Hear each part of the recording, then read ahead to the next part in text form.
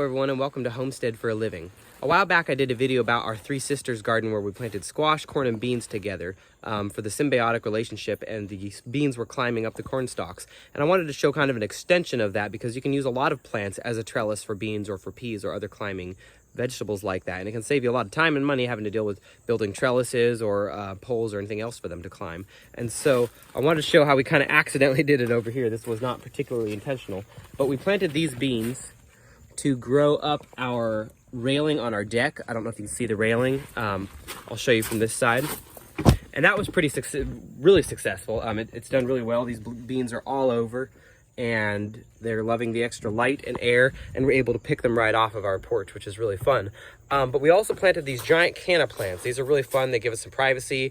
They shade out the house a bit, and they're also edible. But as a result, they grew extremely tall. This is really just probably less than 6 months growth, and they're literally taller than the house. But the beans have also climbed up these, and they've done really well.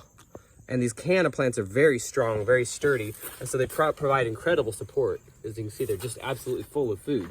And the beans seem to really be protected from bugs and stuff inside. They've kind of got their own little jungle going on in there. And that's not the only plant you can do that with. We accidentally had them also climbing this pear tree. And as you can see, the vines are dead because I had to kill the beans there. They were doing damage to the pear tree, and I would much prefer to keep that pear tree alive than a few beans. But just an encouragement to try this with different plants. It's a great way to trellis stuff up and get a lot of production. I mean, this is really significant production. This isn't just a token amount of beans. This plant is absolutely full of them. And of course, it's just really fun as a side benefit. But I can imagine a lot of other things like bamboo, river bamboo, perennials that you care maybe less about. We can really make plants work together and really make them act as they do in the wild, because I could walk a few feet from here and show you the same thing happening in the wild, where honeysuckle plants are climbing up sumac trees and other plants. They're supposed to have these layers. This is the way to garden, is to have layers upon layers upon layers. In permaculture, we talk about, oftentimes it'll be like the 7 layers of a food forest, but really it's an infinite number of layers because you can't really divide it that evenly. Plants, what layer would you classify this canna in? But if we keep this top-down approach, we can really maximize what we're growing in one space.